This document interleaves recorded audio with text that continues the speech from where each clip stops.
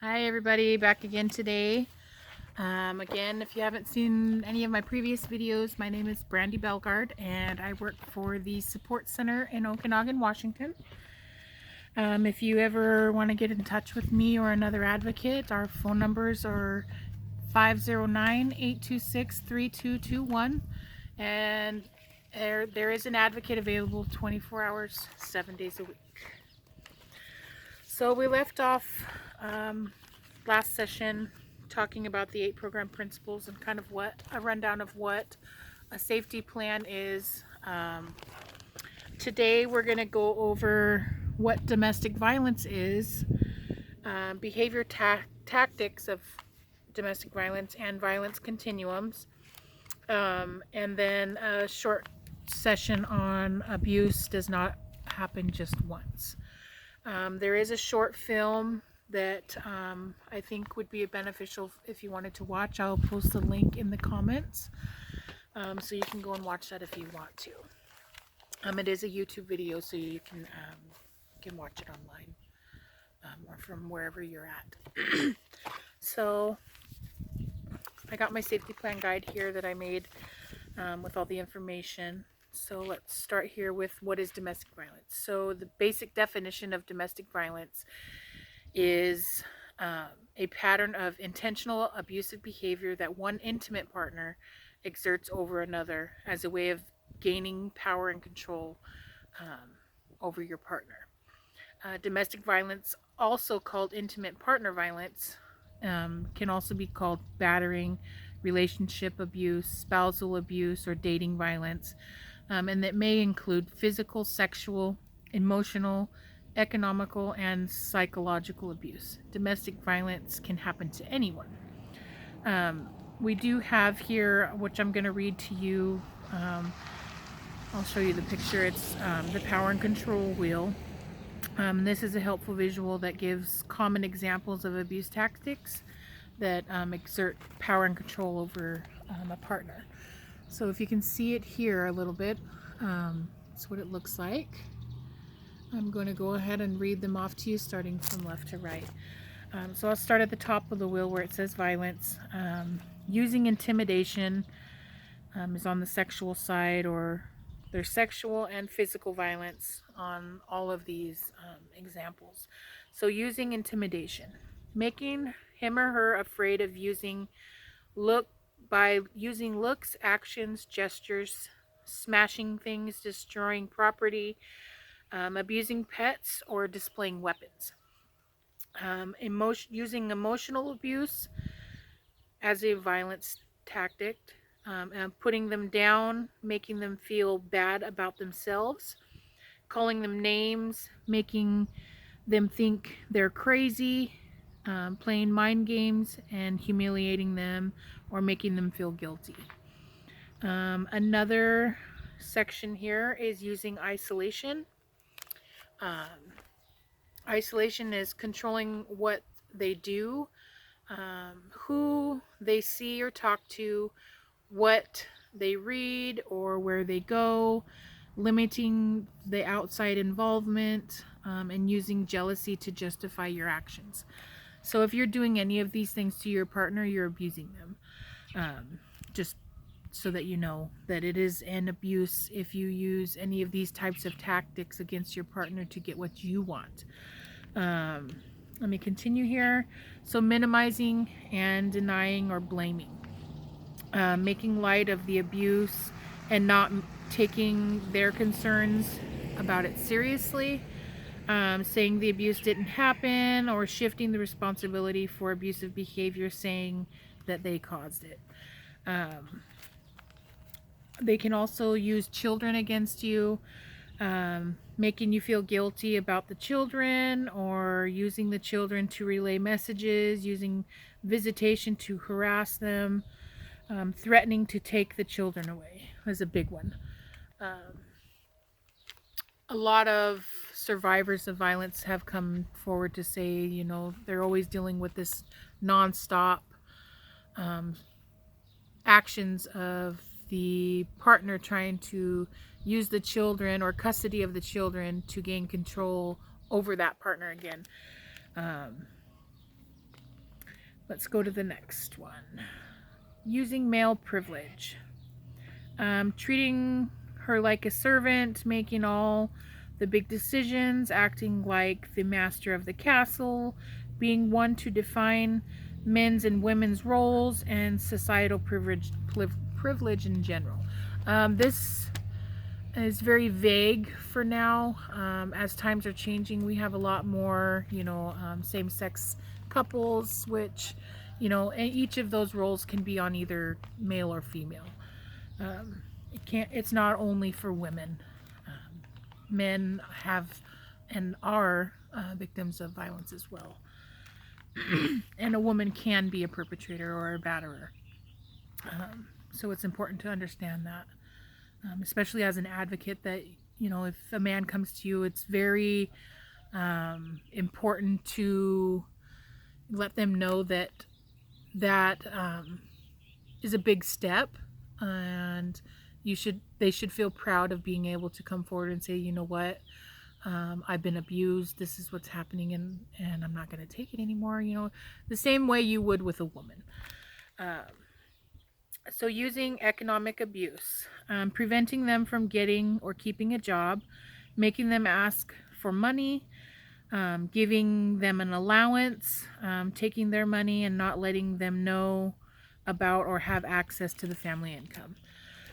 Using coercion and threats, making and or carrying out threats to do something to hurt them, threatening to leave them, threatening to commit suicide if they do leave you, to report them to welfare, or making them drop the charges and making them do illegal things.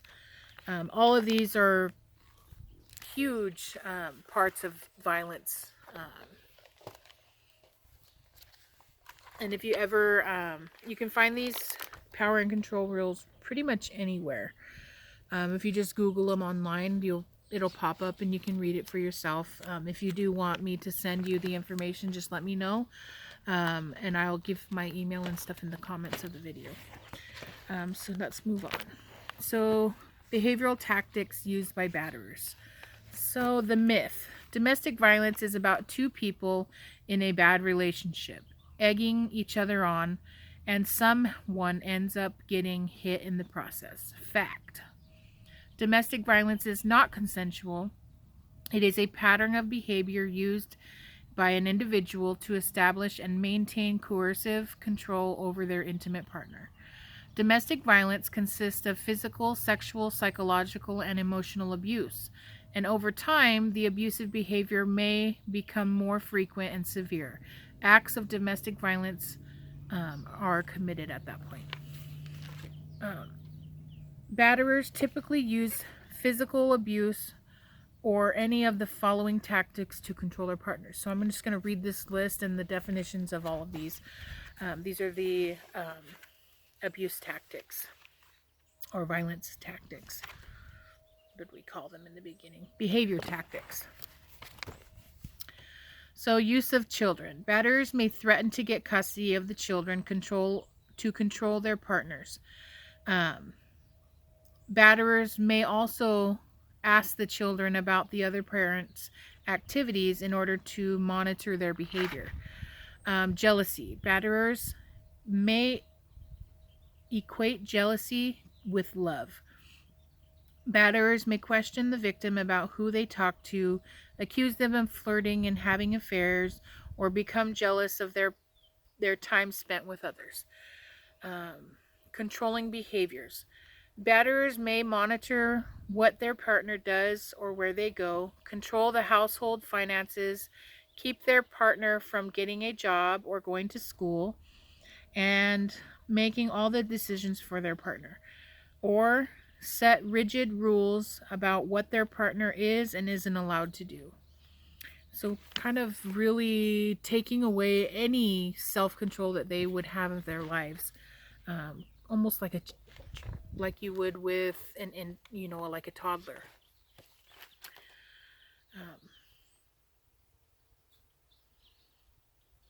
Where was I? Unrealistic expectations. So batterers may expect their partner to meet all of their needs, to take care of everything for them emotionally and domestically. Isolation. Batterers may isolate the victim by making it difficult or impossible for them to be with family, friends, or others who could give them support. Batterers may block their partner's access to transportation, phone, or computer. Blames others for problems. This is a huge one. Batterers often blame the victim for the batterer's own abusive behaviors. Batterers rarely take responsibility for their own actions and often blame someone else or something else. Blames others for for feelings. Batterers may use feelings to manipulate their partner. Common phrases include, "You're hurting me by not doing as I want," and "You're making me feel this way." Cruelty to animals. Batterers may kick, throw, or hurt the family pet. Use of force or pressure during sex. Batterers may restrain their partners against their will during sex, act out fantasies in which the partner is helpless, force sex when their partner is asleep, or demand sex when their partner is ill or tired. They may also show little concern for their partner's wishes and may use sulking or anger to get their way. Verbal abuse. Batterers may belittle their partners, call them names, and say cruel things and hurtful feelings. Dual personality. Dr. Jekyll and Mr. Hyde. Batterers may act differently to show different personalities in public than in private.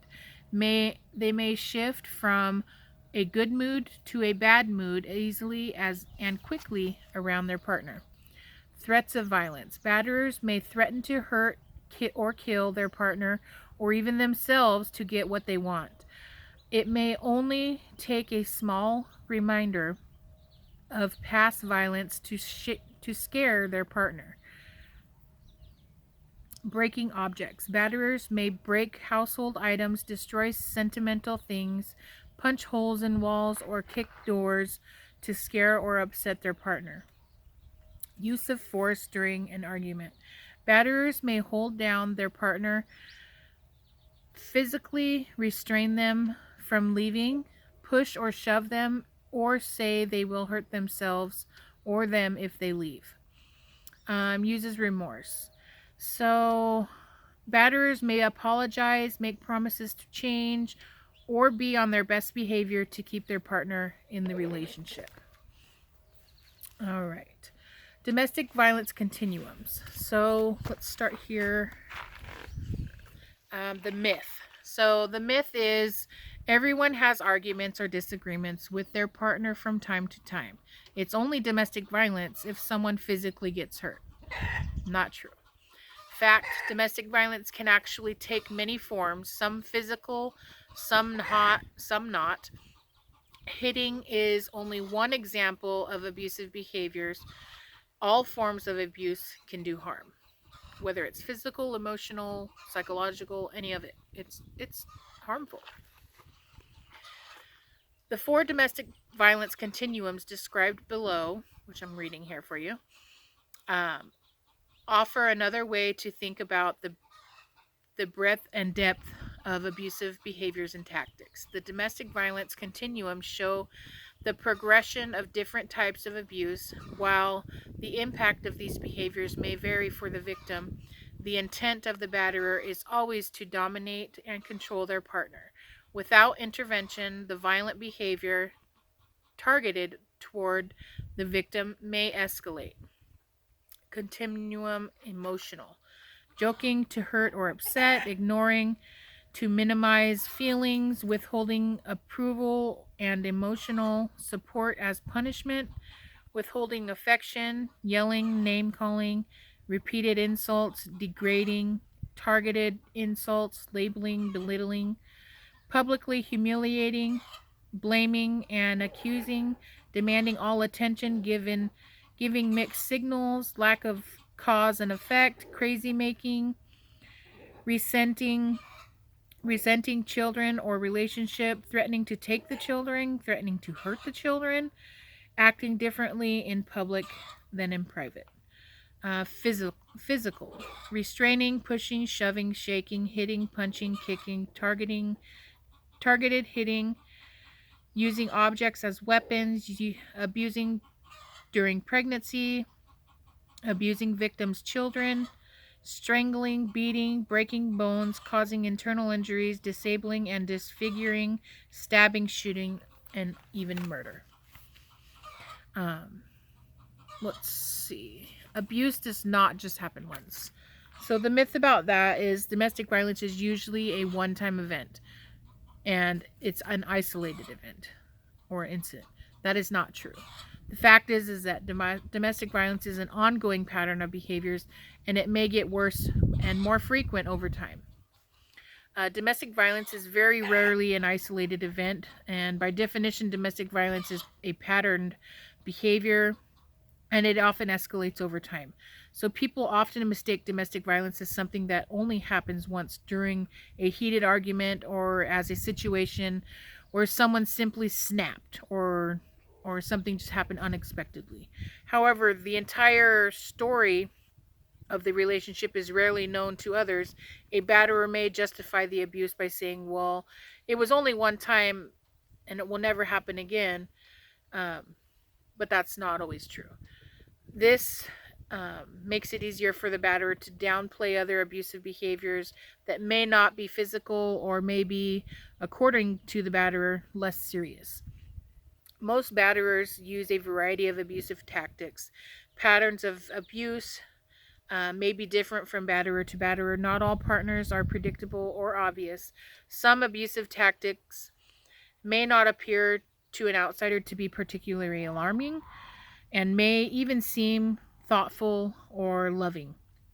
For instance, some batterers use remorse as a way to keep the victim in the relationship. They may send flowers and give seemingly heartfelt apologies. Batterers may also make promises to change their abusive behaviors, which often fuels the victim's hope that things will get better.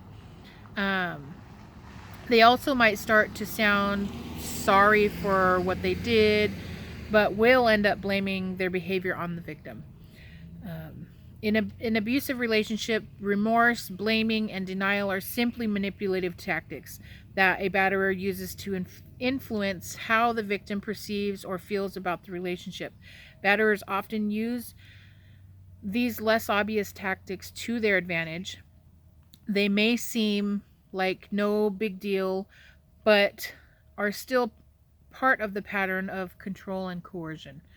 Victims may also describe the abuse as an isolated incident. Their abusive partner may be discounting the abuse, and victims may feel pressure to agree in order to keep the peace and stay safe. Likewise, victims often get advice from well-meaning people to focus on the good parts of the relationship or look on the bright side.